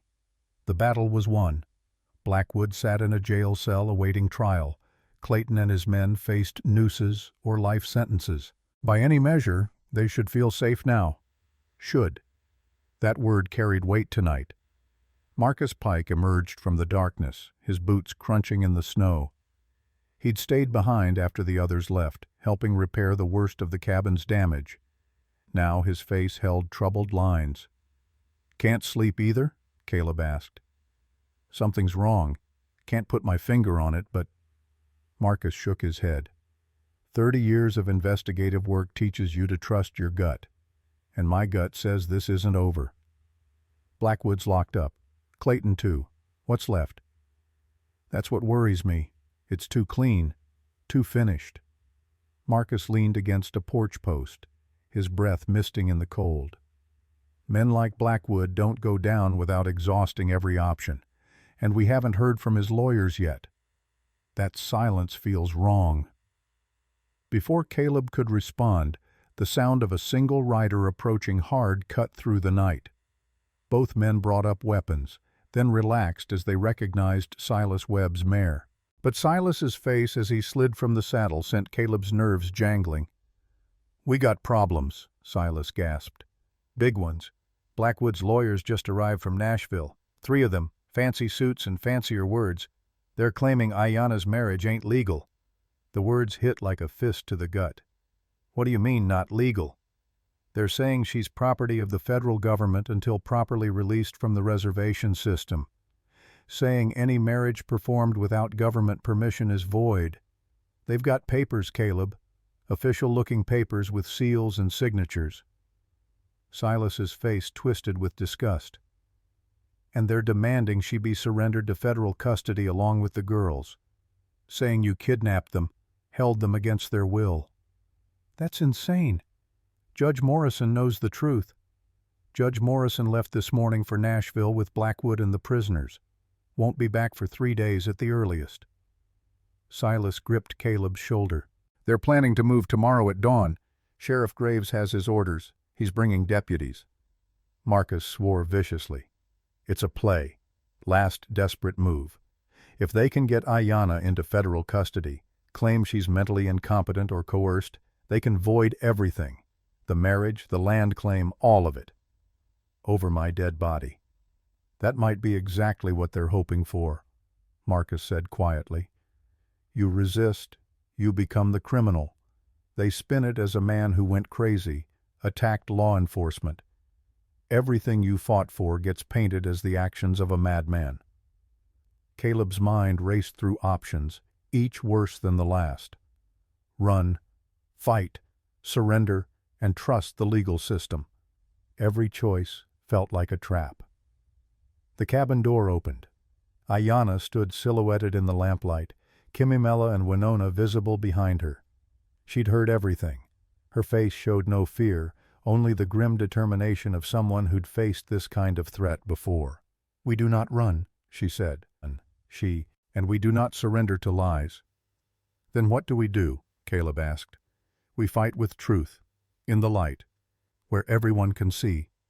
She stepped fully onto the porch, pulling a shawl around her shoulders against the cold. "Tomorrow when they come, we do not hide. We face them in town, in front of everyone. We make them say their lies where people can hear." Marcus nodded slowly. "She's right. Public pressure is the only weapon we have left. If we can get enough townspeople to witness this, to see it for the injustice it is." "They can't ignore a community standing together," Silas finished, "not without showing their true colors." "It's a risk," Caleb said. "Big one. If the town doesn't support us." "Then we were always doomed," Ayanna replied. "But I do not believe that. I saw their faces at the wedding. I heard their words. Some of those people are good. Some will choose right over law if law is wrong." They spent the remaining night hours spreading word. Marcus rode to Father O'Brien's. Silas visited every house in Timber Ridge he trusted. By dawn, when Sheriff Graves and his 2 deputies arrived with Blackwood's lawyers, they found not a desperate family hiding in a cabin, but a procession walking deliberately toward town. Caleb and Ayanna led, walking side by side, neither ahead nor behind. Equal partners, making equal choices. Kimimela and Winona walked between them, small hands held in larger ones. Behind them came Marcus, Silas, Old Sam, and as they walked, others joined. The blacksmith, the widow, the shopkeeper, Father O'Brien in his worn cassock, families who'd found courage in the darkness and now chose to show it in daylight. By the time they reached the center of Timber Ridge, 30 people walked with them. By the time they reached the courthouse steps, 50. Not a mob, not angry or violent, just citizens standing witness to what was about to unfold. Sheriff Graves looked at the crowd and swallowed hard. He was a small man who'd grown smaller in Blackwood's shadow, and now that shadow was gone, but the habits of cowardice remained. "Caleb Thornwood, I have orders to take the woman and children into custody." "On what charges?" Caleb asked, his voice carrying to the crowd. "Violation of federal reservation laws, illegal removal from designated lands, and—" Graves faltered, looking at the papers in his hand as if they might provide escape. "And you're charged with kidnapping and unlawful detention." "I see. And who exactly filed these charges?" One of Blackwood's lawyers stepped forward, a weasel-faced man in an expensive suit that looked wrong in the mountain town's rough simplicity. "I am William Hastings, attorney at law. These charges have been properly filed on behalf of the federal government and the Bureau of Indian Affairs." "Strange," Marcus said, his badge now prominently displayed. "Because I'm a federal investigator. That offer I made before? $50 to look the other way? That was my cover. Had to make Clayton believe I was one of them. And I've filed no such charges. In fact, I've filed charges against Ezra Blackwood for attempted murder, conspiracy, and corruption. So which federal government are you representing exactly? Hastings' composure cracked slightly. The Bureau operates independently of law enforcement. These are administrative matters. Administrative matters that just happen to benefit your client. Father O'Brien's voice cut through the morning air like a prophet pronouncing judgment. Convenient timing, don't you think? Your client facing 30 years in prison, and suddenly his victims are declared criminals? This is a legal proceeding, not a public debate, Hastings snapped. Then let's make it legal, Ayanna said. Her voice was quiet, but something in it made everyone lean closer to hear. I am Ayanna, daughter of Jean-Baptiste Rousseau and swift deer of the Chiricahua Apache. I am widow of Dakota, who died defending children from soldiers' bullets. I am mother to Kimamela and Winona. She gestured to her daughters, who stood with their chins raised, mimicking their mother's strength. And I am wife to Caleb Thornwood by choice, by law, and by the blessing of God and community.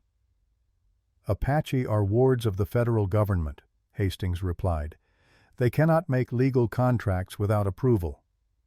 So we are children? Ayanna's voice hardened. Is that what you say? That my 30 winters of life, my survival of war and loss and hatred, all of this makes me a child unable to choose my own path?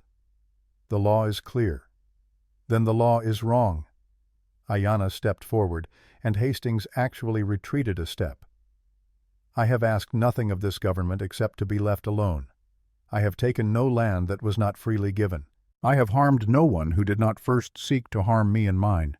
If this is crime, then your law is the criminal. A murmur ran through the crowd.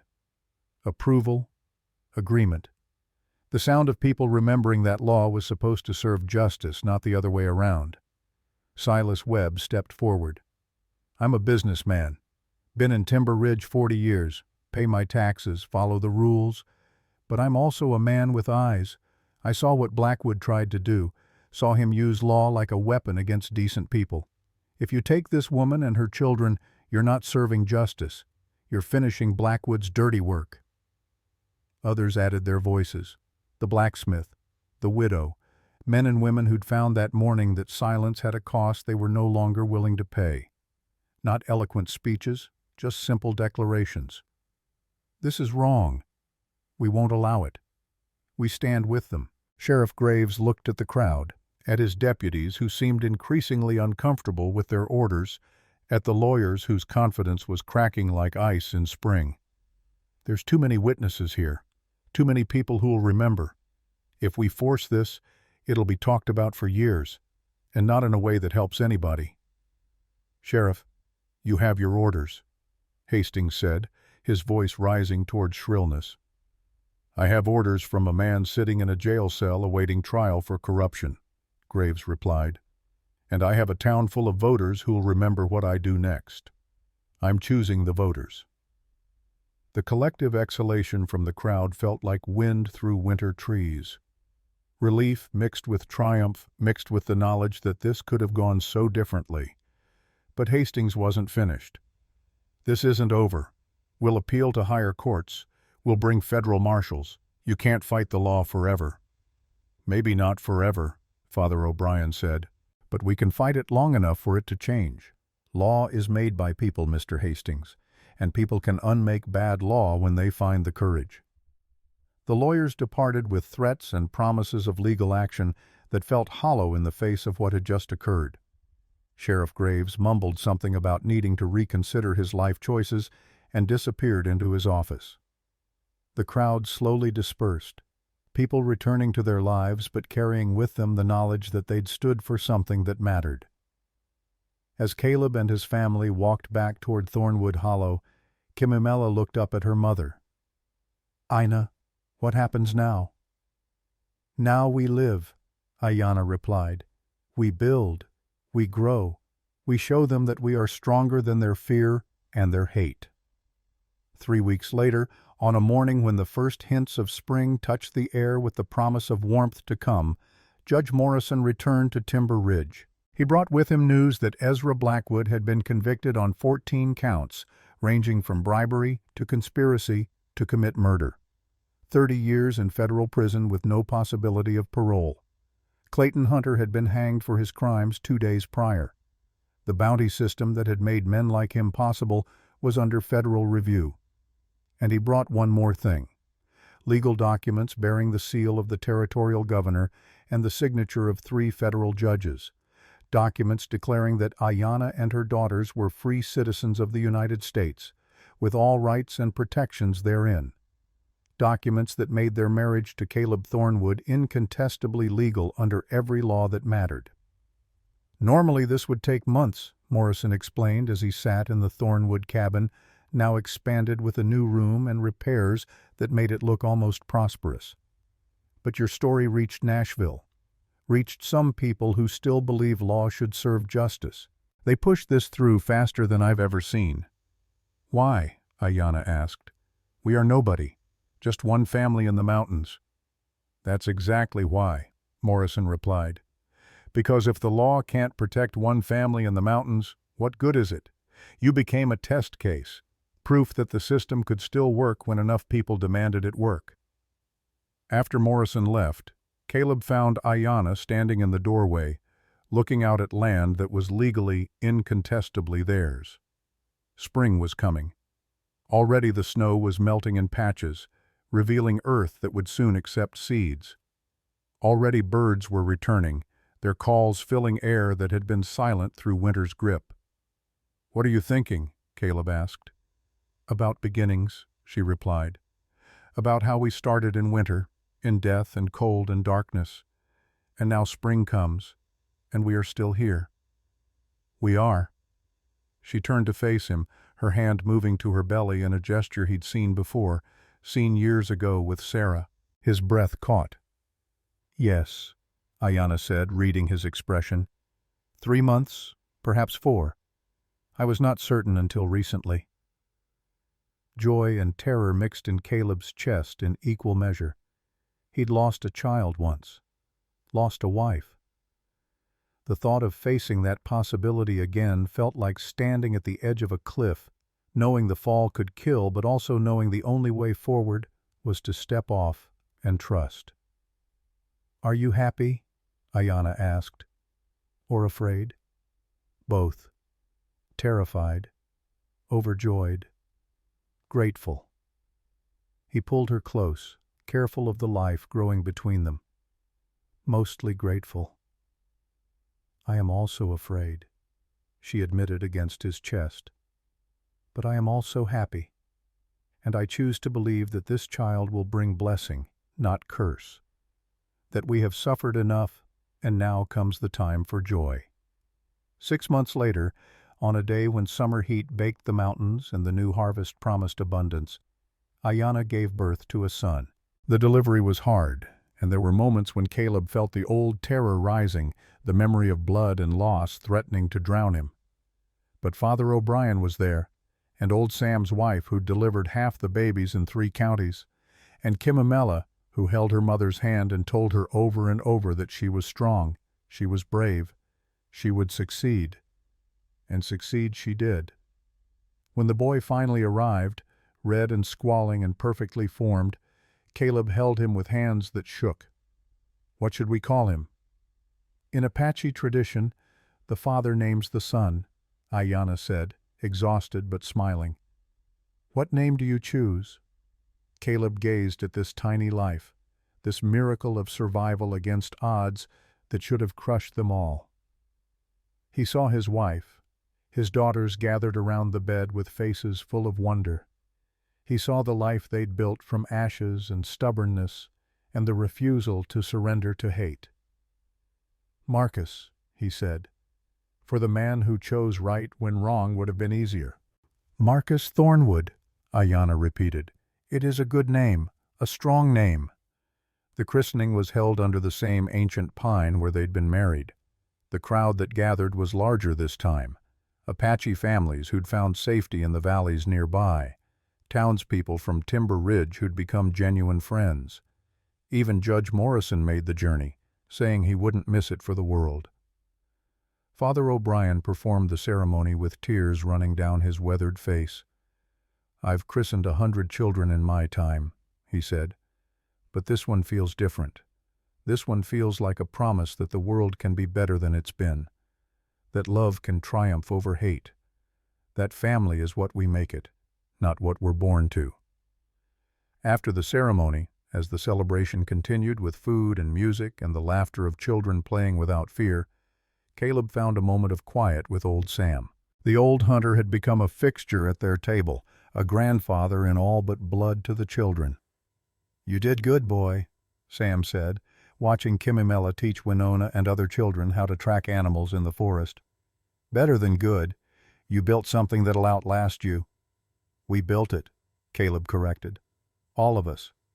Maybe, but you started it. You made the choice to fight when surrendering would have been easier.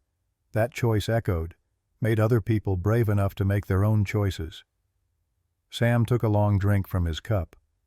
"I'm an old man, seen a lot of winters, and I'm telling you what you've done here will be remembered. Maybe not in history books, but by the people who matter, by the ones who were here, who saw, who stood with you." Summer, 1881, 5 years after the battle. The kind of years that fly by when you're too busy living them to count. The cabin expanded again, becoming a proper house with separate rooms and a second story. The land around it filled with fields that produced wheat and corn. A small orchard took root, apple trees that would bear fruit for generations. Kimimela grew into a young woman of 12, tall and serious and frighteningly intelligent. She became an interpreter for the county, helping bridge the gap between Apache families and white settlers, negotiating disputes before they could become violence. Judge Morrison said she had a future in law if she wanted it. She said maybe, but first she wanted to learn everything else worth knowing. Winona, 10 years old, had discovered a talent for healing. She followed her mother everywhere, learning the properties of plants, the art of setting bones, the patience required to tend the sick. Already families were asking for her help when injuries or illness struck. Young Marcus toddled through his 5th year with the fearlessness of a child who'd never known real danger.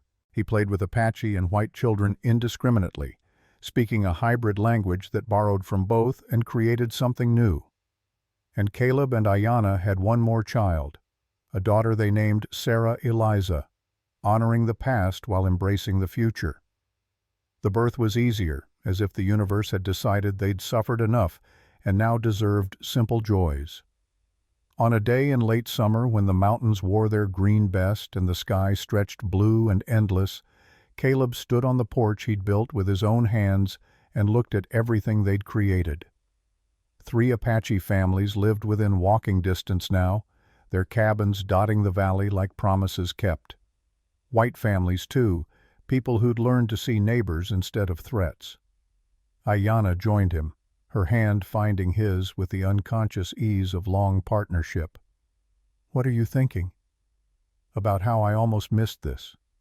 How I was so busy being dead inside that I nearly let life walk past without noticing." He turned to face her. "About how you saved me." "You saved yourself. I just gave you reason to try." "No. You gave me more than that. You gave me everything worth having." He gestured to the valley, to their children playing in the yard, to the community they'd helped build. "This, all of this, it exists because you refused to quit, because you believed survival wasn't enough, that we deserved joy too." She leaned against him, comfortable in a way that transcended words. "We both fought for this. We both bled for it. That makes it ours in a way that property deeds never could." As the sun began its descent toward the western peaks, painting the world in shades of gold and amber, their children gathered for dinner. Extended family, too, old Sam and Silas, Father O'Brien, Chayton, who visited twice a year and always left saying it was the last time, but never was. The table they'd built was long and sturdy, made to accommodate growth, made to last. Over the meal, stories were shared. Laughter rose and fell like music. Plans were made for tomorrow and the day after and the years ahead. And through it all, Caleb felt something he'd thought lost forever. Peace. Not the peace of surrender or acceptance of defeat. The peace of hard work rewarded, of battles fought and won, of love found in unexpected places. Later, after the guests departed and the children slept, Caleb added wood to the fire and sat with Ayanna in the quiet that had become their favorite time. No longer empty silence filled with ghosts, now a comfortable quiet filled with presence and possibility. "Do you ever regret it?" Ayanna asked. "Giving up your solitude, your simple life?" "Every day," Caleb replied. She looked at him sharply, and he smiled. "Every day I regret that I wasted 3 years being alone when I could have been living. But regret this?" He gestured to the house, the family, the life they'd built. "Never. Not for a single second." "Good, because I was prepared to hit you if you said yes." He laughed, the sound surprising him with its richness. When had laughing become so easy again? The mountains stood eternal outside their windows, watching as they always watched, keeping secrets as they always kept them. Someday, years hence, those mountains would watch other families struggle and survive, would witness other battles between right and wrong, would remember, in their patient way, that courage was a choice and love was a weapon, and sometimes the strongest thing a person could do was simply refuse to quit. But that was someday's story. Tonight's story was simpler and more profound. Tonight was about a man who'd been dead finding life again. About a woman who'd been broken discovering strength. About children who'd known fear learning safety. About a community that had chosen courage over comfort. Tonight was about family in all its complicated, beautiful, hard-won glory. And as Caleb Thornwood banked the fire and took his wife's hand to climb the stairs to their room, passing the photographs that lined the wall, old and new memories existing side by side in harmony, he understood something fundamental about survival and redemption. The wolves would always come. Winter would always return. Evil would always find new faces and new weapons. But so would courage. So would love. So would the stubborn human refusal to surrender to darkness. And sometimes, in the mountains of Tennessee, where winter reigned 6 months of the year, and survival was measured in inches and effort, sometimes a man saved 2 Apache girls from wolves and found that in saving them, he'd saved himself. The rest, as Father O'Brien would say, was just the working out of grace in a world that needed more of it than it usually got. The mountains remained eternal witnesses, kept remembering, kept bearing witness to the truth that echoed through their ancient stones. Some stories end. Some stories begin. And the best stories, the ones worth telling, the ones worth living, do both at once.